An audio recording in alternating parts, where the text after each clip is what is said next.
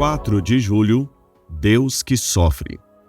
Era desprezado e o mais rejeitado entre os homens, homem de dores, e que sabe o que é padecer.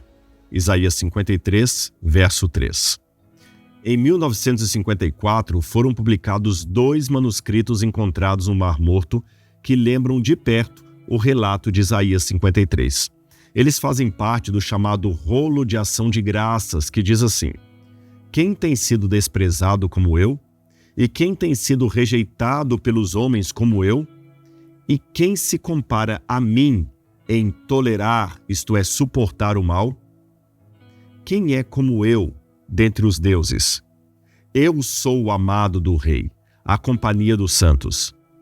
Quem foi considerado desprezível como eu, e, no entanto, quem é igual a mim em minha glória?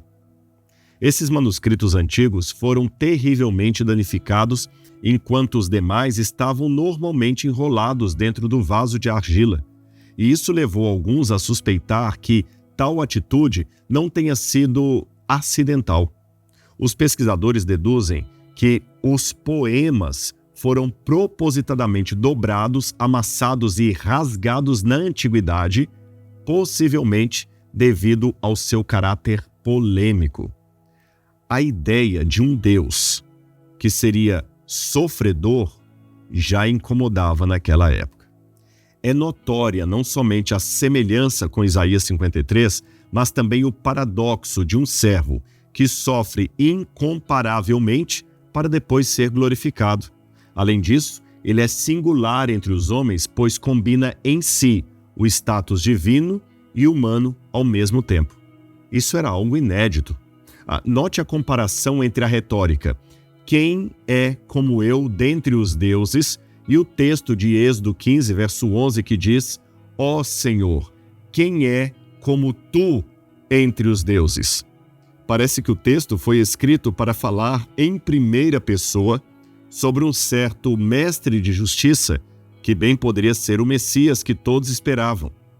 E o poema ainda se assemelha a uma autobiografia messiânica similar ao Salmo 22, que faz alusão tanto ao sofrimento de Davi quanto ao do Messias. Então, como podemos observar, a crença em um Deus que se tornou humano e sofreu nesse mundo é uma herança polêmica e milenar. Mesmo antes do nascimento de Jesus, já havia aqueles que acreditavam nisso e aqueles que se incomodavam ao ponto de destruir essas ideias, como tentaram fazer com esses manuscritos.